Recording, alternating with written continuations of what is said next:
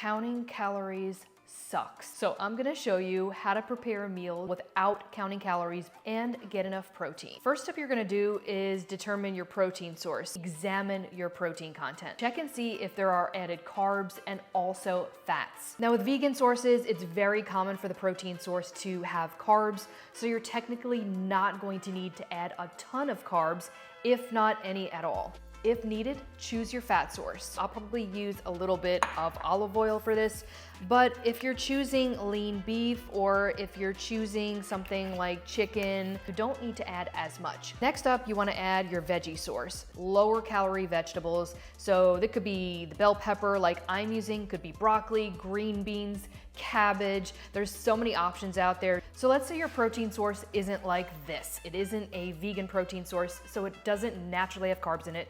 Pick your carb source. That could be anything like potatoes, sweet potatoes, fruit, whole grains. This is gonna be a smaller portion. You do not need to overdo your carb source. Or another trick you can do is even add more vegetables in place of a starchy vegetable.